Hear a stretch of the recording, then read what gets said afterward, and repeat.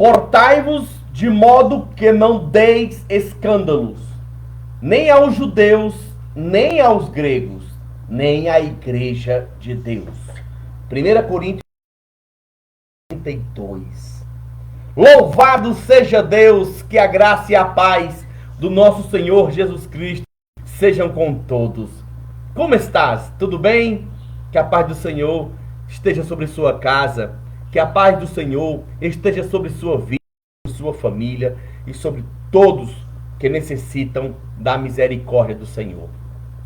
Bem, nós estamos aqui nesta labuta de abrangência e conhecimento da teologia para a necessidade discipulada.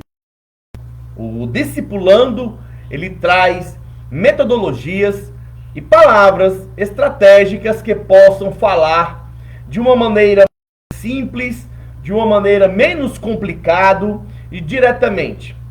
Unindo a isso, eu utilizei a necessidade, porque nas igrejas dificilmente você encontra a sala de discipulando. Sempre nós, quando vamos às escolas bíblicas dominical, nós encontramos a sala dos senhores, né? A sala das senhoras, a sala do jovem, a sala das crianças, a sala dos juniores. Mas é muito difícil em algumas igrejas haver a sala do discipulando, que são justamente para aquelas pessoas novas convertidas que estão iniciando a fé, estão precisando de um alimento mais líquido, estão se alimentando verdadeiramente como um bebê, de leite e não de alimento sólido.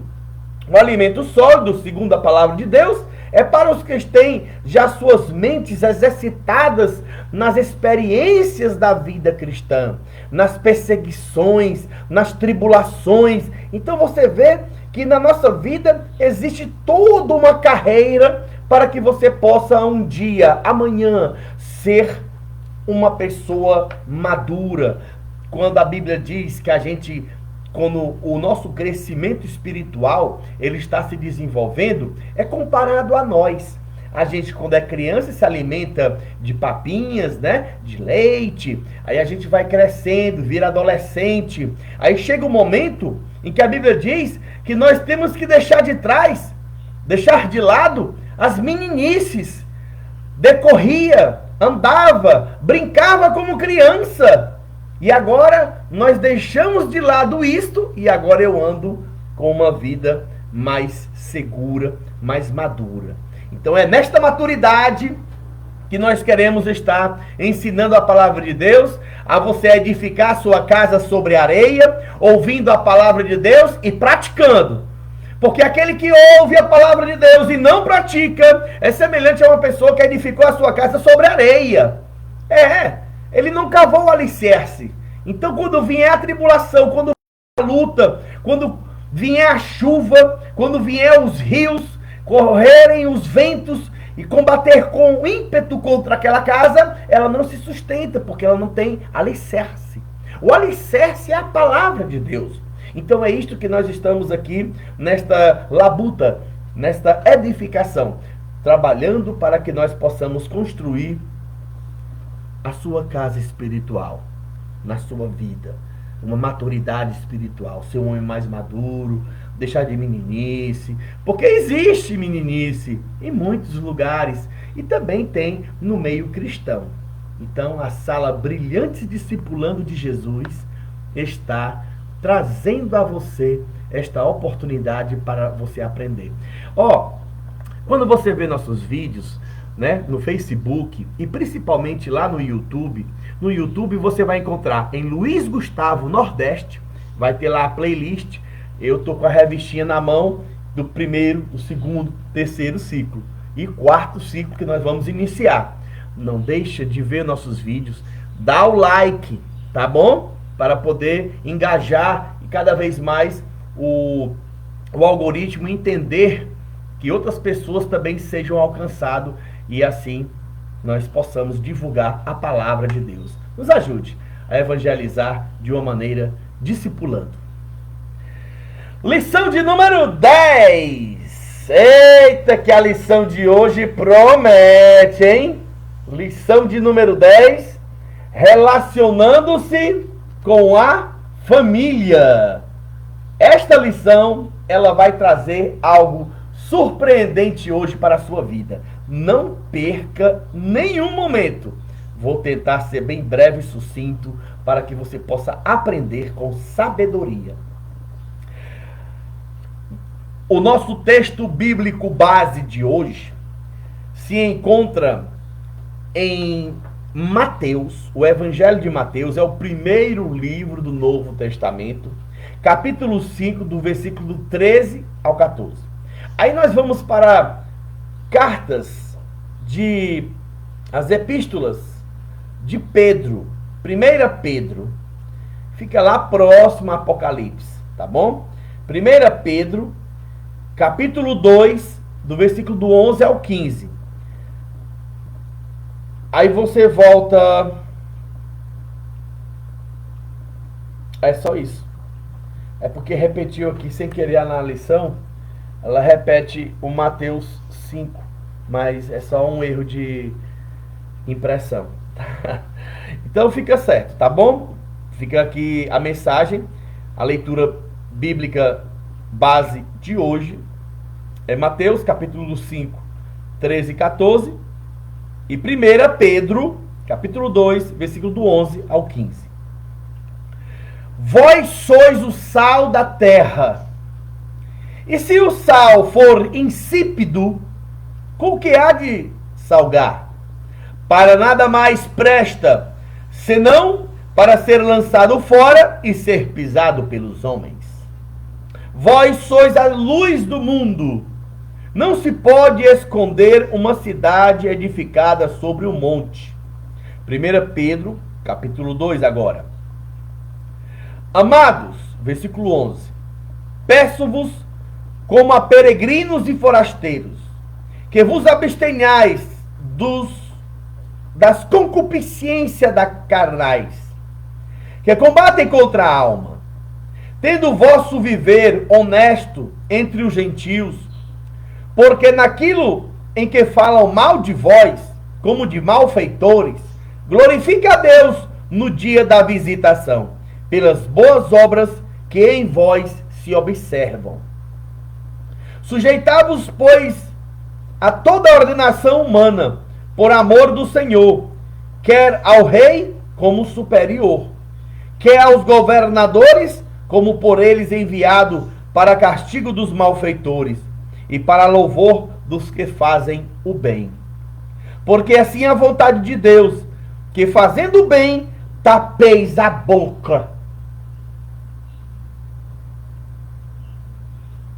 Ignorância. Tapeis a boca, a ignorância dos homens loucos. Entendeu? Nós vamos hoje debruçar sobre esta mensagem, relacionando-se com a sociedade. Vamos orar? Ore isso comigo. Senhor, meu Deus e meu Pai, te peço a direção pelo Teu Espírito Santo, que a palavra a ser ministrada possa tocar nos corações, trazer um entendimento sobre o significado real de viver em sociedade, de dar um bom testemunho. Ó Senhor, guia-nos, dá-nos entendimento. É o que eu te peço em nome de Jesus. Amém. Louvado seja Deus.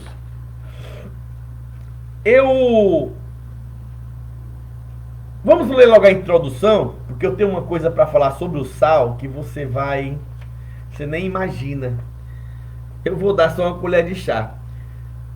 Por acaso, em toda a sua vida, se você tem 20 anos, 30, 40, 50 anos, quando foi que tu viu o sal não salgar? Onde foi que você viu? Porque assim, o sal, ele é utilizado para conservar alimento, ele é utilizado para temperar. O sal é utilizado para muitas coisas, principalmente para conservar, né? Tem aqui no Ceará, as pessoas colocam sal, né, nas carnes para conservar por longos tempos. Nos litorais, as pessoas costumam colocar sal no peixe para que o peixe dure por mais tempo.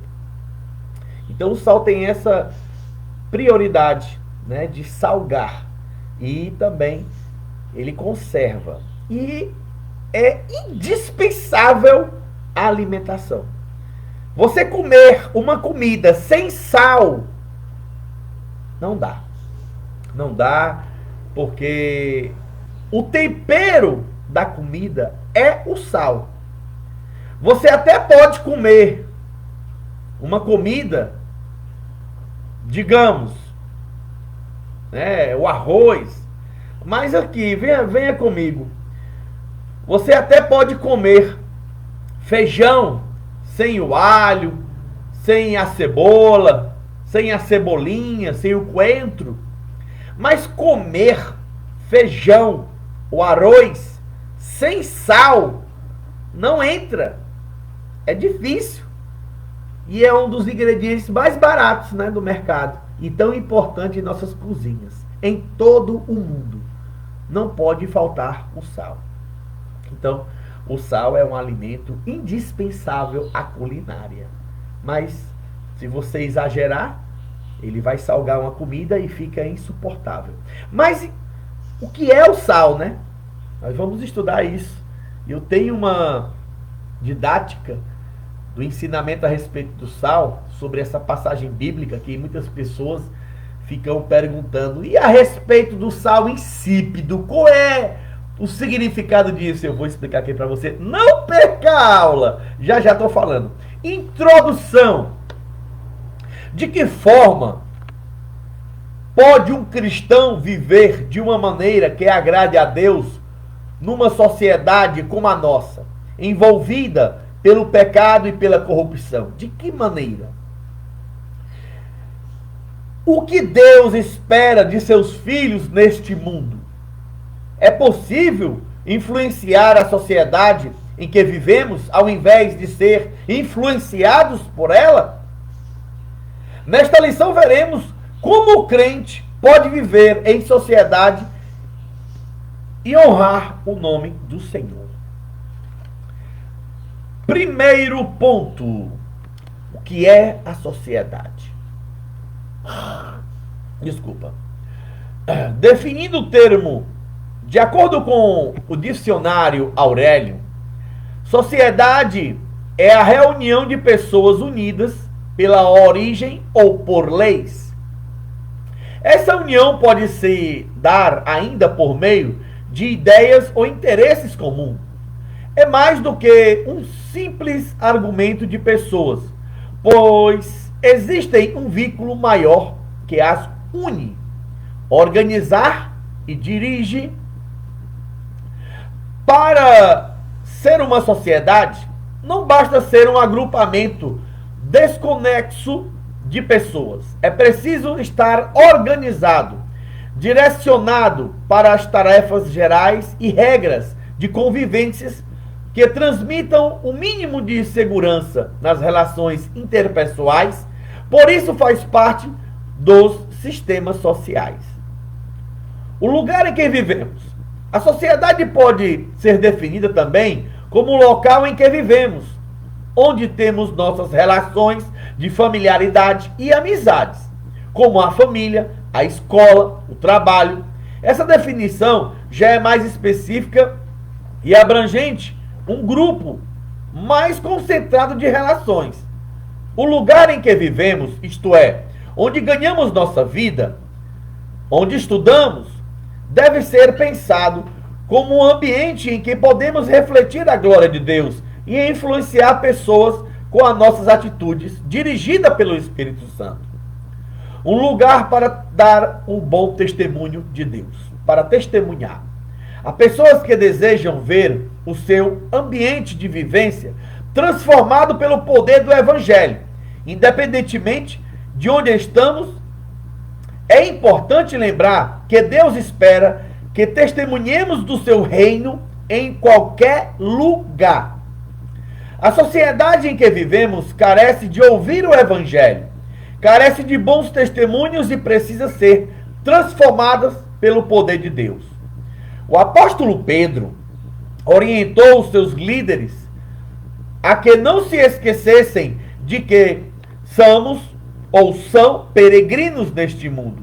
Embora pessoas que vivam temporariamente em um lugar como peregrinas, elas não poderiam se prender às coisas que pudessem tirar da presença do Senhor. E a próxima recomendação do apóstolo para nós é a de que tenhamos uma forma de vida honesta entre aqueles que nos cercam. Pessoas que não conhecem a Jesus têm por hábito falar mal dos servos de Deus. Não raro, somos questionados por nossa fé e conduta, o alvo de zombaria em diversos lugares. Mas quando agimos de acordo com aquilo que Deus ordena, vivemos de forma honesta. As nossas boas obras são observadas pelas pessoas e os elogios que elas fazem soam como glorificação a Deus por nossas vidas. Mateus capítulo 5, versículo 16. Bem, pessoal, deixamos aqui bem claro a situação do o que é sociedade. Em uma certa aula de sociologia, o professor explicava que sociedade, a melhor forma de se entender sociedade, ela se encontra na familiarização das abelhas. As abelhas são a verdadeira sociedade, o exemplo de sociedade. Elas trabalham em comum, elas tentam sobreviver, elas buscam pólen para que possam alimentar a rainha, e a rainha produza mais filhotes, mais ovinhos, e os ovinhos são cuidados naquela colônia, naquela sociedade. Isto é sociedade. Então a sociedade, ela trabalha em um sentido comum, a sobrevivência e o bem comum entre todos nós. Não é diferente. Eu quero agora entrar na questão do sal, nesta passagem bíblica que o Senhor Jesus diz assim: vós sois o sal da terra, e se o sal se tornar insípido, com que há de se salgar? Há muitos anos na minha caminhada cristã, eu tenho descoberto situações onde as pessoas se defrontam com esta indagação: o que é o sal insípido? Bem, é fácil entender que nós somos o sal da terra. Você que tem aceitado a Jesus, caminhado com os seus passos no Evangelho, saiba que você é o tempero da terra. Você é que torna a terra mais prazerosa. Você, com as suas boas ações, com seus bons testemunhos, é que dão esta agradável vontade de que Deus olhe para a terra e se agrade. Me lembro agora a situação onde Deus iria destruir aquelas duas cidades circunvizinhas, Sodoma e Gomorra.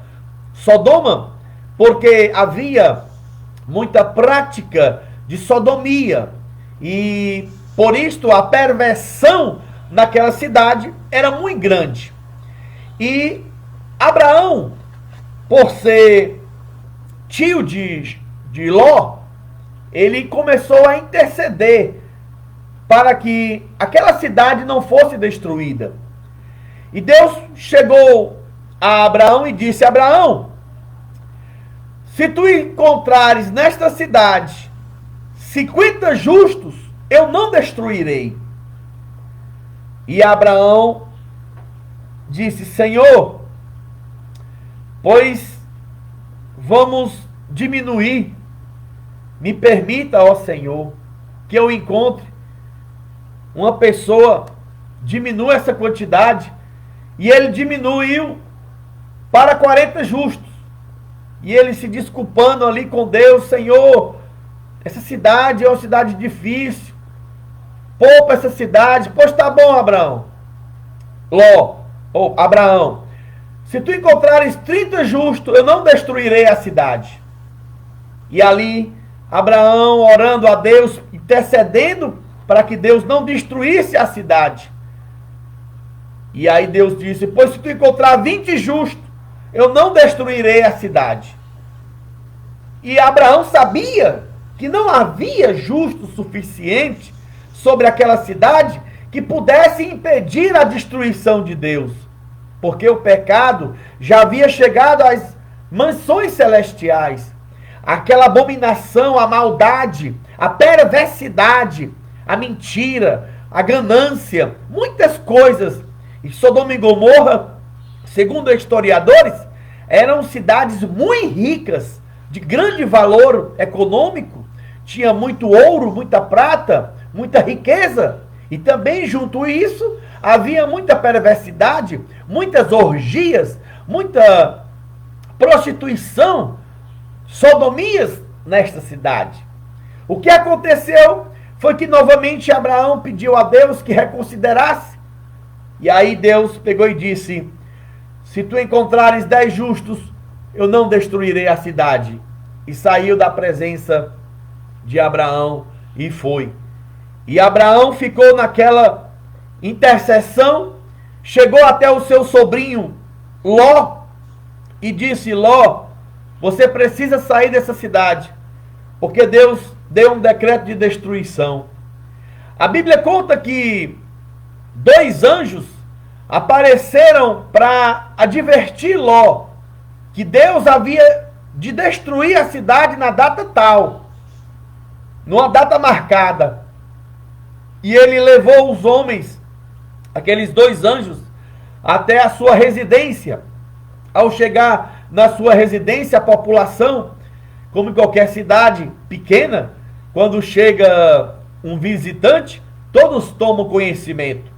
E ao tomar conhecimento que havia 2 anjos, homens de boa aparência, arrodearam ao redor de toda a casa de Ló e tentaram agarrar aqueles homens. E Ló fecha a porta.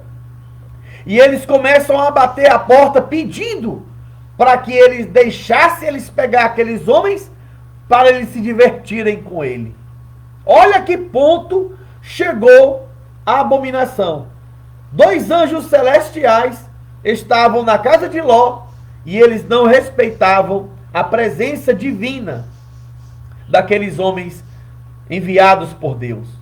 O que aconteceu foi que Ló tomou uma atitude, pegou 2 filhas e levou-a fora e disse: tá aqui as nossas filhas, fiquem com elas, mas não mexam com esses homens, porque para o judeu, um visitante é intocável. Quando um visitante chega na casa de um judeu, ali é primordial, é como se você estivesse recebendo o próprio Deus. O que aconteceu foi que aqueles homens lançaram as mulheres de Ló para dentro e disse: não, fiquem tu com essas tuas filhas, nós, porém, queremos aqueles homens. E a perversidade foi tão grande que eles, ao tentarem invadir a casa de Ló, os anjos estenderam a mão e feriram de cegueira a todos que estavam ao redor daquela casa. E diz que os homens começaram a tatear pelas paredes, tentando enxergar onde estavam. E o anjo disse a Ló: Ló, sai dessa cidade e não olha para trás. Aí foi o episódio de quando Ló, ao estar saindo, fugindo da cidade, ele, a sua mulher e seus filhos, a sua mulher, na hora da destruição, de fogo e saraiva caindo do céu, uma chuva de meteoro destruiu aquele lugar. E a mulher de Ló olhou para trás e virou em uma estátua de sal. Então, a nossa vida em sociedade, ela deve ser exemplo. Ela deve trazer uma condição aonde nós tenhamos que dar bom testemunho. Bem, vamos aqui tentar explicar a vocês uma coisa de muitos tempos que eu passei perguntando o que significava o sal se tornasse insípido. Para nada mais presta senão ser lançado fora e pisado pelos homens. Este sal insípido, para que você possa compreender, se caso você tiver em algum momento da sua vida viajado, estado próximo a algum lugar salinas, onde se trabalha com a construção de sal, porque o sal é justamente eles colocam tambores de água e deixam a água evaporar naturalmente. E ela cria crostas ao redor daquelas paredes e ali são retiradas aquelas crostas de sal e se fazem aquelas montanhas de salinas. Aquele sal, ele vai ser trabalhado, né? Ele vai ser triturado. Aquele sal, antes de ele ser trabalhado, porque são pedras grandes, aqueles blocos, igual bloquinhos de gelo. Então, aquele sal, ele vai ser triturado, quebrado, para poder ele servir para dar às pessoas. O sal é tão importante que, em certo tempo da vida, da história, o que nós hoje conhecemos como salário, ele era justamente porque os trabalhadores eram pagos com sal. É isso mesmo. Se pagava antigamente, caso você não saiba, as pessoas, em muito tempo da história, eles trabalhavam somente por questão de comida, certo? A pessoa trabalhava, os escravos, né, eles trabalhavam só para que tivessem aquele rápido café da manhã, o seu almoço e alguma coisa de comer à tarde. Mas o trabalho, principalmente o trabalho escravo, era voltado para ter um prato de comida, ter alimentação, porque senão morria de fome. O salário era pago com sal, e o sal tinha um valor econômico de troca, que se poderiam, né, comercializar o sal em troca de alguma outra coisa, e assim eram os câmbios de antigamente. É por isso que hoje nós conhecemos a palavra salário, né?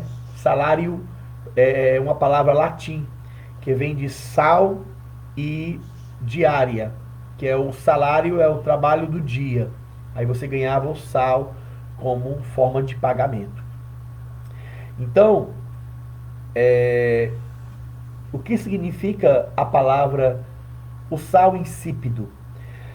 O sal insípido, para os melhores entendedores, você triturava o sal e pegava aquela parte mais grossa, aquela parte que não servia muito para peneirar, você batia numa peneira e tinha aquela quantidade de sal desnecessária. Eles separavam aquele sal mais bruto, aquele sal de caroços, né? E tinha depois o sal mais peneirado, o sal refinadinho de areia, que servia para comercializar, alimentar, né?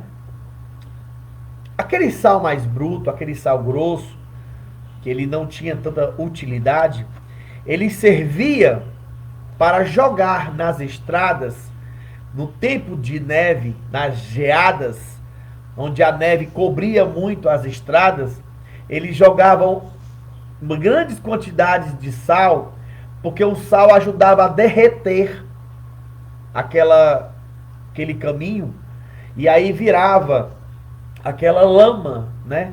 Mas pelo menos eles tiravam aquela parte, e naquele local onde se jogava sal, a neve, ela não se aglomerava em grande quantidade, podendo ter a passagem livre. Então, é por isso que diz que o sal que não serve para colocar na comida, ele para nada mais serve, a não ser de ser lançado no chão, na neve, e ser pisado pelos homens, porque serviria de passagem. Então, isto é o sal insípido.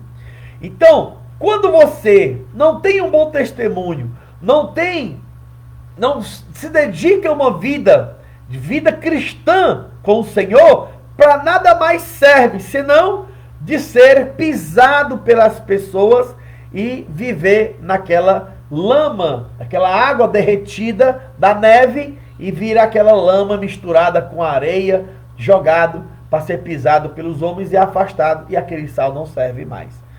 Então, nós procuremos dar um bom testemunho, porque somos o sal da terra. Amém? Deu para entender?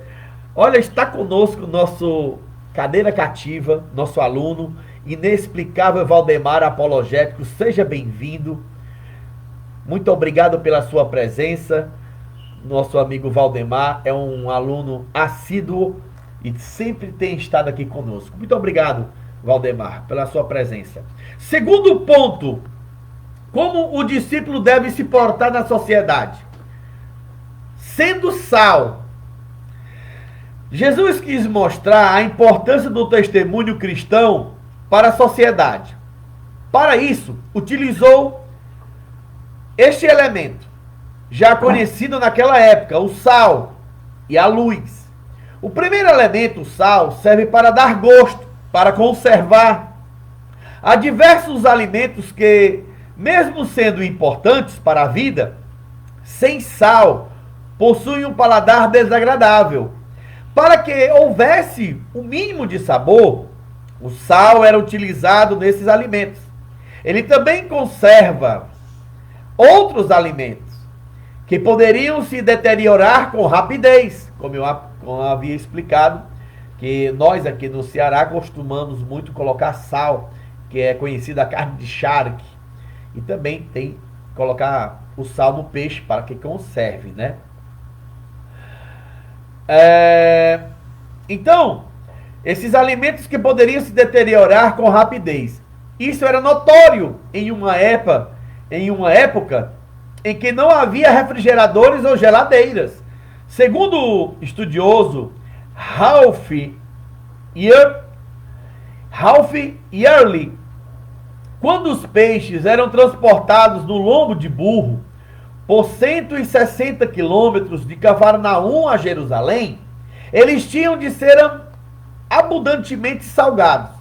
Assim, um seguidor de Cristo deve agir como um conservante no mundo.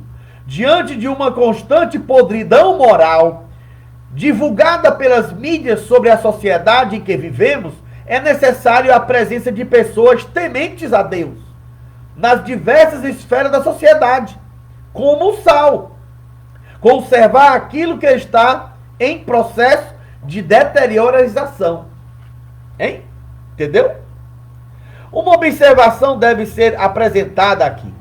Jesus disse que se o sal não salgar, nada presta, a não ser para ser jogado fora e ser pisado pelos homens. Se um cristão, com o seu testemunho, não fizer diferença na sociedade em que vive, com certeza ele cairá na zombaria dos escarnecedores. A reputação de um cristão que não dá testemunho de sua fé por meio de seu comportamento, sempre será pisada pelos homens e não terá valor. Por isso devemos conjugar muito bem a nossa fé e nos comportamentos e o nosso comportamento, para que nossos opositores reconheçam a glória de Deus em nossas vidas e obras. Sendo luz, como eu dei a explicação no outro momento sobre o sal, deu para entender, né? Sobre a importância do sal. A sua significância de salgar e o que significa o sal ser pisado pelos homens. É justamente isto.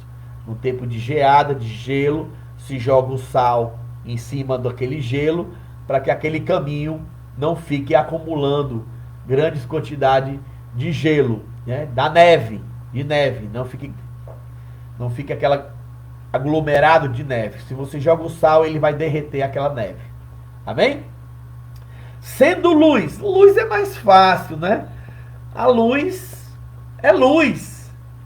Se você andar à noite no escuro, você corre risco de levar uma topada, não enxerga o caminho. E a luz é para iluminar. Pois é.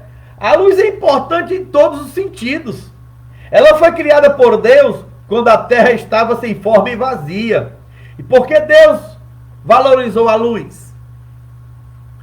Porque com ela podemos nos orientar ver as coisas ao nosso redor, realizar maior parte de nossas atividades rotineiras. Entretanto, nos tempos de Jesus, além da luz do sol, a luz utilizada à noite era fruto de queima ou um tecido embebecido de azeite armazenado em lamparinas, feitas geralmente de barro. Essas lamparinas deveriam ficar em um ponto importante da casa, para que todos pudessem ver, né? Você pega uma lâmpada, não ia colocar escondida no canto. Tem que colocar ela num lugar alto, onde a luz se expanda e ilumine todo dentro de casa. A lâmpada com a chama que trazia a luz nos tempos antigos era colocada em um lugar de destaque da casa para ser útil a todas as pessoas no ambiente. Era impensável que alguém colocar uma luz em um lugar em que ela fosse mal utilizada, pois era um desperdício esconder a luz e não deixar que ela beneficiasse outras pessoas. Pegou aí essa mensagem? Olha só, vou ler de novo. Pois era um desperdício esconder a luz e não deixar que ela beneficiasse outras pessoas. A luz, ela beneficia outras pessoas para que possam enxergar. E muitas das vezes, quase todas elas, o nosso bom procedimento como luz do mundo, ela faz com que as pessoas enxerguem a maldade, a mentira, através do nosso bom procedimento. Às vezes você não precisa nem falar muitas coisas. A luz, ela já revela tudo. Não precisa falar. Quando eu estou em dúvida sobre o que está ali, naquele lugar no escuro, a luz, ela já vai dizer o que é. Eu vi uma zoada, uma coisa ali no quintal, vamos lá ver, está escuro, pega uma lanterna, liga a luz. Aí eu vou ver se é um gato, se é algum bicho, ou se é alguma pessoa tentando entrar pelo muro. De qualquer forma, pode ser só um vento que mexeu a folha, mas a luz revela. Por isso Jesus disse: nem se acende uma candeia, ou uma lâmpada, ou uma lanterna, ou uma vela, e coloca debaixo do alqueire, mas coloca-se no velador, no local de destaque, e dá a luz a todos que estão em casa. A recomendação final do Senhor aos seus ouvintes foi que a luz deles resplandece diante das pessoas, mas com o único objetivo que os ímpios glorificassem a Deus. A luz de Cristo em nós não é para que a utilizemos em benefício próprio, mas para glorificar a Deus. E isso inclui os nossos talentos pessoais e dons espirituais, demonstrando respeito às autoridades. Uma ordem divina para os seus servos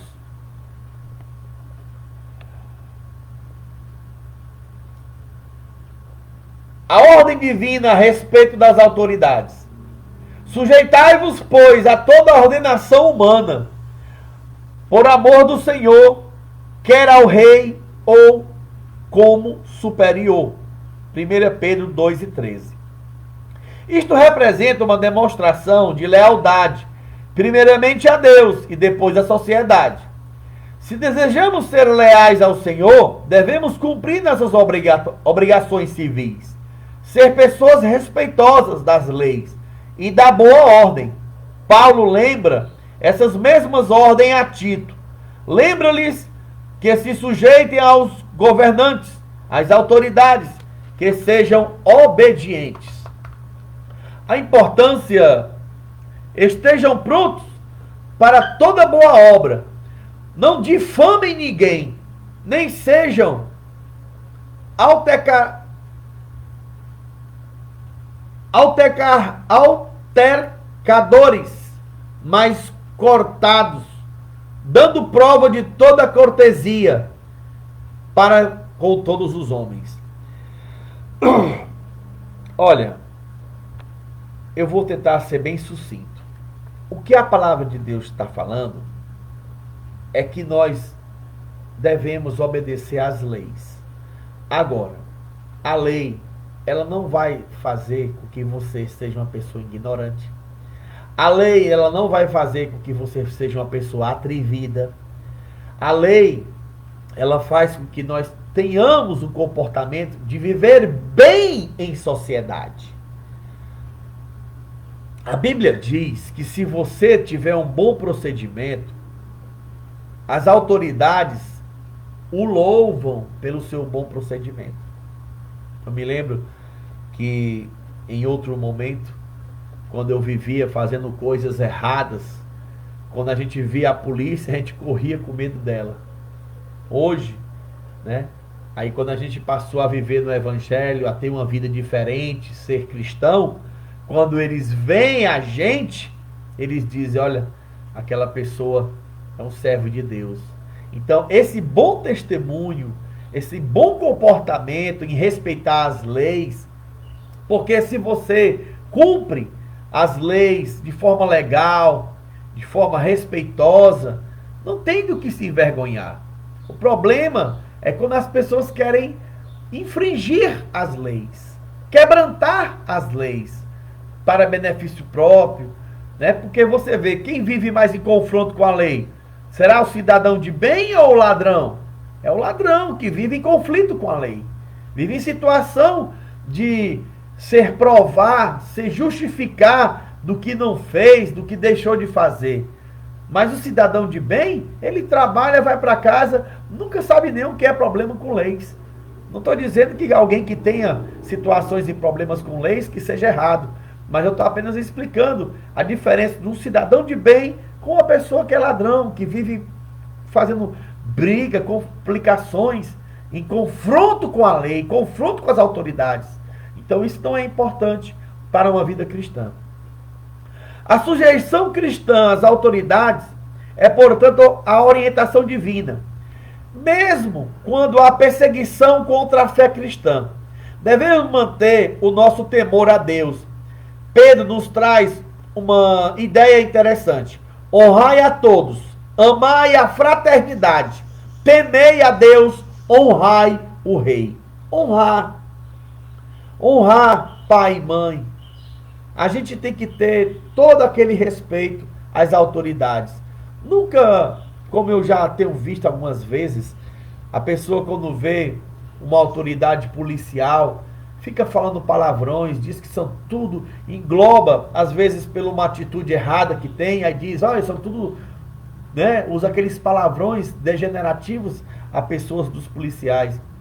Respeite, né? Porque nem todos praticam as mesmas coisas de abuso de autoridade que outros vêm a praticar. Assim também como seja o governador, seja o prefeito, seja a sua autoridade da sua cidade, eu não preciso bajular, mas eu tenho que honrar, respeitar. Então, como eu disse, eu tenho presenciado muitas vezes as pessoas, é aquele, aí fala os palavrões, diz que ele não presta, diz aquilo outro, sabe? Então, assim, deixa, no nosso caso aqui, né, no Brasil, nós temos a democracia. Então, e se temos hoje um governante no poder, ele tem um período de 4 anos. E o que dizer isso antigamente, que era monarquia, em que um rei assumia e só mudava quando ele chegasse a morrer, que o seu sucessor da sua família é que assumiria o trono. Aí era mais complicado, né? Se você não gostasse do jeito do governador, do rei. Pois é. Então a gente, para viver uma vida sossegada e quieta, é melhor nós manter o respeito. Mas mesmo as possíveis divergências de entendimento devem ser tratadas de forma que não venhamos envergonhar o Evangelho. Um cristão pode exigir seus direitos garantidos por lei, sem que para isso use de violência ou desrespeito para com as outras pessoas. O cristão deve respeitar compromissos assumidos, não deve avançar sinais de trânsito, não deve pagar suas responsabilidades, deve pagar suas responsabilidades financeiras, não usar o bom nome do Senhor para se eximir de responsabilidades exigidas. É fato que você respeitar as leis em detrimento ao seu próximo, não ultrapassar o sinal vermelho, parar na faixa de pedestre se você vê que tem alguém que esteja ultrapassando, né, algum pedestre. Você respeitar as leis em benefício do outro, principalmente quando você é o causador da causa, né, o possível causador. Eu estou no carro, aí eu vou fazer uma ultrapassagem de uma motocicleta que botará a pessoa em risco. Eu estou vendo um ciclista na pista aqui, aí eu vou passar por ele e vem um outro carro e eu passo naquela ultrapassagem perigosa. Então, sempre que depender de você, faça um gesto de generosidade. Se tem uma pessoa idosa que precisa atravessar a rua de um lado para o outro, ajude. Se você está sentado no lugar e tem uma pessoa que vai para a fila do banco, dê o seu lugar para ele.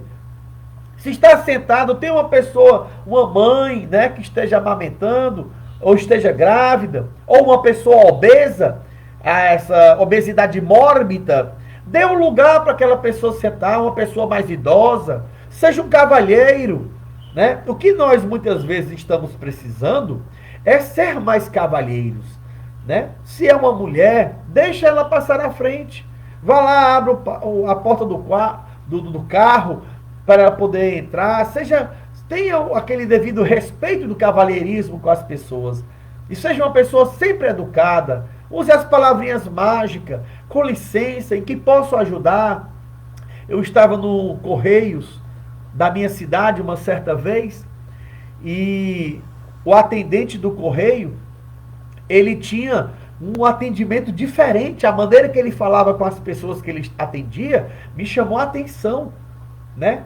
As pessoas chegavam pedindo explicações, olha que eu posso botar a carta, a minha encomenda chegou, e aí ele falava, olha, por gentileza, está aqui a fila, aguarde você na fila, na sua vez, eu olho a sua necessidade e resolvemos o seu problema. Aí eu olhava para a pessoa que estava o primeiro da fila e dizia, bom dia, em que posso lhe ajudar hoje?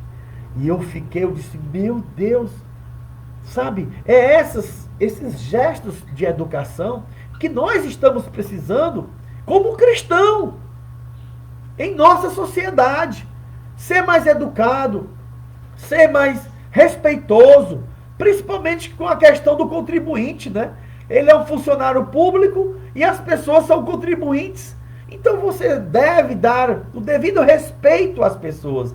Mas se tratando da situação cristã, traga respeito, com licença, ou eu posso lhe ajudar em alguma coisa? Às vezes a pessoa está ali perdida, não sabe o que está para se fazer, como é que entra, como é que sai. Se você souber, oriente. Olha, posso lhe ajudar? Assim, assim, assim. Nunca tomando proveito da situação. A sua vida vai ser muito mais abençoada em nome de Jesus. No relacionamento profissional, o trabalho nosso de cada dia. Um cristão jamais pode pensar que trabalhar é errado. Que o trabalho é fruto do pecado. De maneira nenhuma. Devemos ser pessoas produtivas, claro, respeitando nossa vocação e limitações. Mas todos, com nossos esforços, devemos contribuir para que vejamos à nossa volta uma sociedade melhor. O trabalho nos ajuda a desenvolver talentos e mostrar que os cristãos são pessoas produtivas na sociedade. Deus não abençoa pessoas preguiçosas. E um cristão que não alegar que Deus lhe ordenou que não trabalhasse ou não fosse produtivo. Deus não abençoa pessoas preguiçosas. E um cristão não pode alegar que Deus lhe ordenou que não trabalhasse ou que não fosse produtivo. Olha, A oportunidade, ela se dará a todos. Quando você estiver precisando de oportunidade, você pode fazer a ocasião virar uma solução. Mas, diante de tudo isso, o preguiçoso jamais ele vai encontrar resposta à sua necessidade de trabalhar. Sempre vai ter uma desculpa. Todo dia tem uma desculpa. Pessoas, eu me lembro agora, só para brincadeira aqui, descontrair rapidamente. Uma certa vez um colega meu, ele não trabalhava. E eu sempre arrumava algum serviço para ele, né? Tirar uma goteira de uma casa, capinar assim um quintal e tudo. E ele fazia com muita dificuldade. E eu disse, cara, procura ver outros lugares para tu poder fazer um serviço, sabe? Te resolver e assim.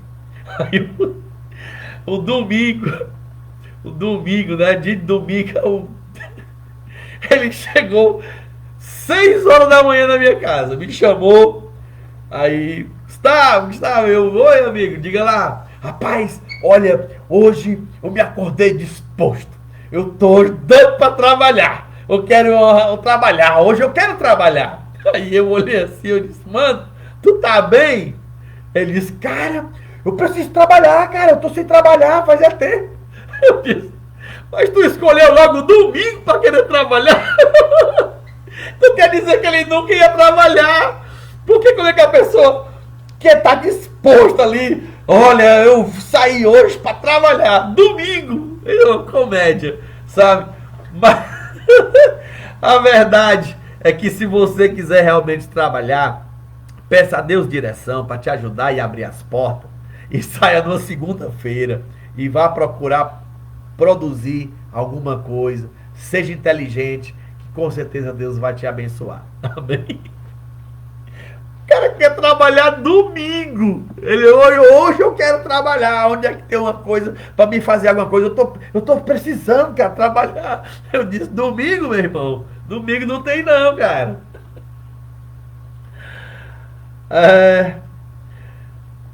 Aqui cabe uma observação. No Antigo Testamento, a lei de Moisés indicava que os sacerdotes deveriam ser mantidos pela congregação de Israel. Eles eram pessoas que estavam diariamente à disposição do culto ao Senhor. E por essa vocação divina, não teriam tempo para trabalhar. Devendo, portanto, ser mantidos por recursos trazidos no culto. Era uma ordem divina para um grupo específico de pessoas. Cabe dizer que muitas igrejas crescem quando sustentam seus ministros integralmente, reconhecendo-lhe o trabalho e honrando-los financeiramente.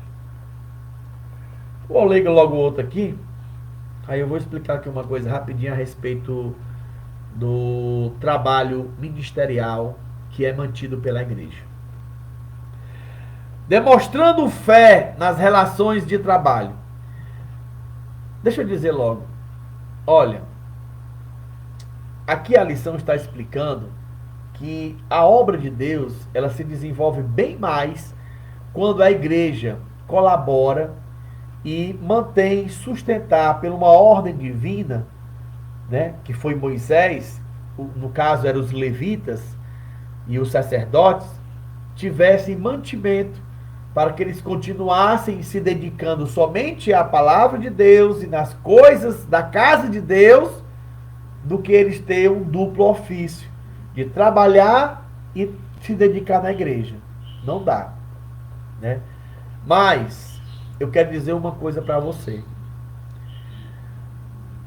Eu não admito.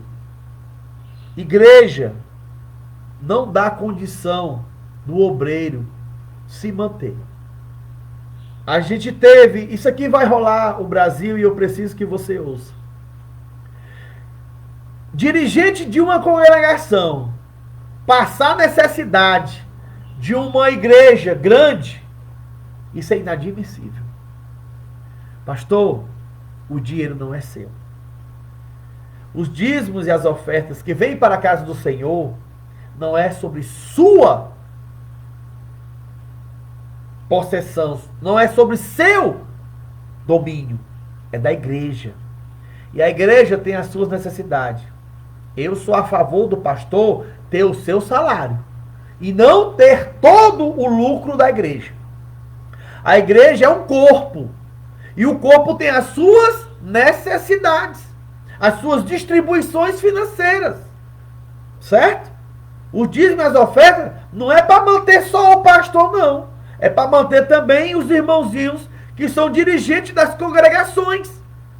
Aí você tem uma congregação em que o dirigente está passando necessidade, que aquela igreja não tem a quantidade de membros que ele pudesse se manter, e aí você não vai olhar. Eu acho isso errado.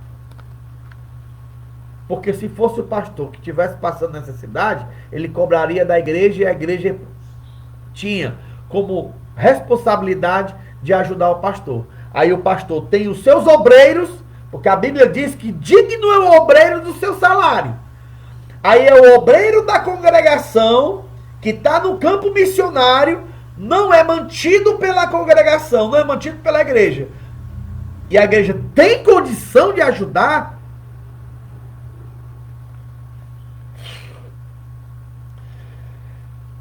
Demonstrando a fé nas relações do trabalho. Já dissemos que o trabalho é uma bênção, um presente de Deus para que desenvolvamos talentos e sejamos produtivos. Mas devemos também aproveitar o nosso trabalho para dar testemunho de Jesus com as nossas atitudes, com as nossas palavras. Quantas pessoas dão bom testemunho no seu trabalho de que é crente?